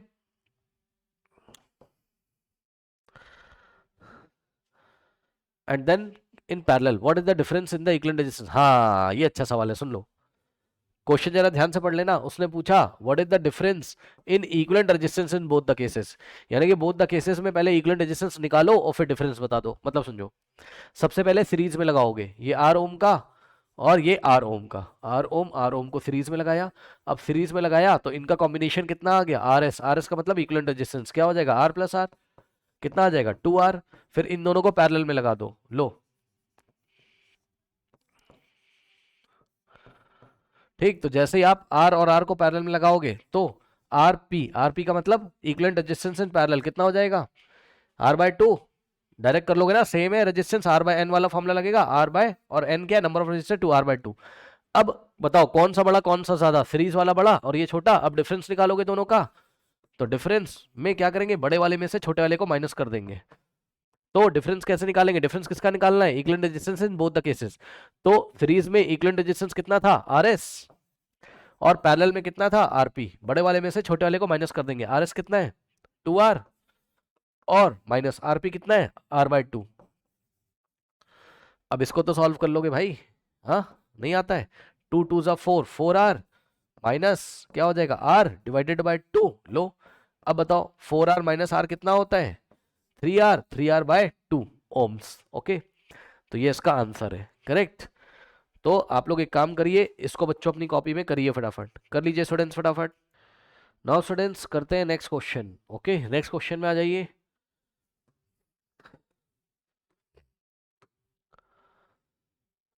identify the series combination in the following circuit, in circuit में सीरीज कॉम्बिनेशन किसमें है, ओके। सीरीज कॉम्बिनेशन की क्या निशानी होती है बच्चों, करंट सेम होता है, तो बस करंट को स्टार्ट करो, ध्यान चेक करो, ए और बी के बीच में आपको चेक करना है क्या है सीरीज में, तो एक बैटरी लगा दोगे, मैंने आपको बताया जिन दोनों के बीच में आपको करना होता है इक्विवेलेंट रेजिस्टेंस निकालना होता है, बैटरी लगाएंगे तो ये प्लस है, ये माइनस, बैटरी से करंट निकालोगे आई, ठीक है, ये करंट आएगी यहाँ पर ए में, फिर मतलब ए पॉइंट तक आएगी, फिर ये R1 में आई करंट जाएगी, करंट के जाने का वही रास्ता, R2 में भी वही करंट जाएगी, R3 में भी वही करंट जाएगी, और वापस बी से होते हुए बैटरी में चली जाएगी। जितनी करंट बैटरी से निकाली थी उतनी करंट बैटरी में चली गई। अब बताओ इन सब में करंट सेम है कि नहीं, बताइए सेम है कि नहीं है। तो ये जो फर्स्ट कॉम्बिनेशन है किसमें बच्चों, सीरीज में, बस मिल गया आंसर। अगला देखते हैं ए और बी। अब ए और बी के क्रॉस बैटरी में कनेक्ट नहीं कर रहा हूं, लेकिन अगर हम कनेक्ट करेंगे कुछ इस तरीके से कनेक्ट करेंगे, ये प्लस माइनस, ये लो, समझ गए ना, ऐसे।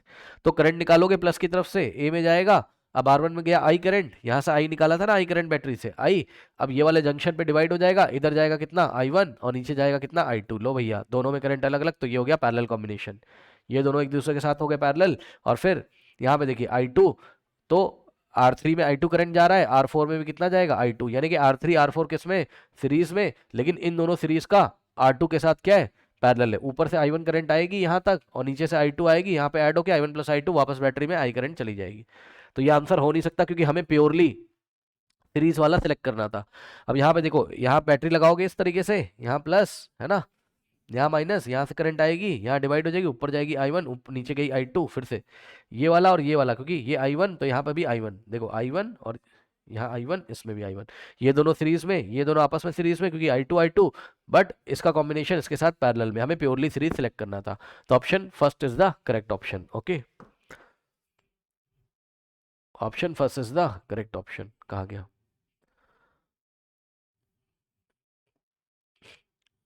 फिगर फर्स्ट एंड, अच्छा फोर्थ भी सीरीज में, ऐसा क्यों भाई, ऐसा क्यों, फोर्थ, अच्छा फोर्थ हमने देखा ही नहीं, ये रहा फोर्थ भैया, इसकी भी सुन लो, फोर्थ तो मिस हो गया, ठीक है, तो फर्स्ट सीरीज में था और फोर्थ मिस हो गया, और फोर्थ को देखते हैं।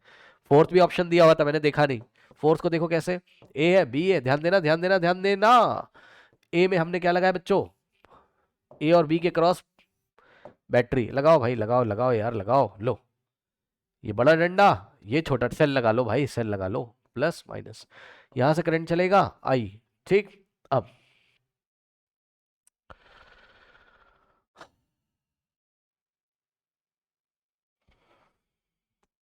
अब ये अच्छा सवाल है, ये अच्छा सवाल है बच्चों, क्योंकि यहां से करंट जाएगा, ठीक। अब ये वाले जंक्शन पे आप क्या सोचोगे बताओ, हम्म? कि कुछ करंट यहाँ चला जाएगा ऐसे I1 और कुछ करंट यहाँ जाएगा ऐसे करके I2, है ना, तो ये दोनों जाके एक दूसरे को क्या करेंगे, टक्कर मारेंगे, ऐसा कुछ है नहीं, है ना। तो सिंपली क्या होगा, पहली बात तो पता है ये एग्जाम में पूछा ही नहीं गया होगा, पक्का मैं बता रहा हूँ, चेक कर लो, ये एग्जाम का सवाल नहीं होगा, देखो आया है कहीं, नहीं, अपने मन से इन्होंने बनाया है, अपने मन से बनाया है रे, सुनो, ज्यादा टेंशन मत लो, बताऊं, ये ऐसा होना चाहिए, डायग्राम करेक्ट कर लो, ये लो, अब सही है, अब सही है, ठीक। इसका क्या मतलब हो गया, ये हो गया प्लस पे, ये हो गया माइनस पे, तो यहाँ से करंट आएगी जब वायर ऐसा होता है, एक ऐसे है और दूसरा ऐसे है, एनसीईआरटी पढ़ा है कि वायर का आपस में कुछ भी लेना देना नहीं है, वायर एक दूसरे को जस्ट ऊपर से क्रॉस कर रहे हैं, एक के ऊपर एक है ना। तो यहाँ से करंट जाएगी, यहाँ से निकल जाएगी, इसमें नहीं जाएगी। अब बताओ यहाँ से करंट आई निकाली, ये ऐसा करके घूम के आएगी, तो R1 में करंट कितनी आ जाएगी आई, और ये देखिए नीचे से जाएगी आई, है ना, नीचे से जाएगी आई, इसमें भी जाएगी आई, और इसमें भी जाएगी कितनी आई, तो R1 में भी आई, R2 में भी आई, और R3 में भी क्या है, आई करंट है, ठीक, समझ गए। तो तीनों रेजिस्टेंस में करंट कैसे ही है, हाँ बताइए बताइए। सर बट अगर वो वायर जो है वो ओवरलैप नहीं करती है तो वो पैरेलल में ही होगा ना, क्योंकि करंट डिवाइड हो जाएगा। हाँ तो करंट डिवाइड हो जाएगा, तब तो पैरेलल में ही होगा, ठीक, लेकिन इनके आंसर के अकॉर्डिंग मैंने क्वेश्चन को करेक्ट कर दिया है, ठीक है ना। और सुन लो एक बात बताएं, ऐसे फालतू सवाल नहीं पूछता है सीबीएसई में, ठीक है, फालतू का मतलब है कि भैया डायग्राम दिया होगा तो कुछ ना कुछ उसकी अहमियत होगी वहां पर, मतलब है ना, ये तो ऐसे ही बना दिया है किसी राइटर ने, क्या दिक्कत ले रहे हो, अब आ गया है तो बता दे रहे हैं आपको। तो ये भी सीरीज में होगा इस हिसाब से, ठीक, आगे बढ़ो, जो पढ़ाया है मैंने आपको उसी कॉन्सेप्ट से आएगा, टेंशन मत लो। अब कह रहा which of the following relationship between voltage and current, है ना, which of the following represent relationship between voltage and current, मतलब समझो यार, टेंशन मत लो, मतलब ये कह रहा है कि which of the following represent voltage, अब ये क्या सवाल है यार, बहुत अच्छा सवाल थोड़ी ना ये, सुनो, which of the following represent the relationship between voltage and current and follows Ohm's law भी लिखो, एंड फॉलोज ओम्स लॉ, या तो ये सवाल होगा, या एंड या ऐसा सवाल होगा और shows ohmic conductor, shows ohmic conductor, ये सवाल है कौन सा इसमें से ओमिक कंडक्टर के ग्राफ को दिखा रहा है। तो ओमिक कंडक्टर के ग्राफ को जो दिखाएगा उसमें v is directly proportional to i, v और i में लीनियर रिलेशनशिप होगा, i की पावर 1 v की पावर 1, ग्राफ कैसा आएगा, स्ट्रेट लाइन, ओरिजिन से पास होगा। ठीक, तो जाके देख लीजिए किसमें हो रहा है ऐसा, बी पार्ट में। तो बी पार्ट किसको दिखा रहा है, वी और आई के रिलेशन को एंड फॉलो कर रहा है ओम्स लॉ को। क्वेश्चन करेक्ट कर लेना यार, इनका क्वेश्चन ही अधूरा है, क्योंकि वी और आई में तो सब लोग रिलेशन दिखा रहे हैं, ये भी तो वी और आई में रिलेशन दिखा रहा है, ये भी तो दिखा रहा है, ये भी तो दिखा रहा है, ठीक है ना। लेकिन हमें ओमिक वाले में क्या होता है, स्ट्रेट लाइन आती है इस तरीके से। तो option B is the correct option, question correct कर लीजिएगा। ठीक है स्टूडेंट्स, तो ये चीज है।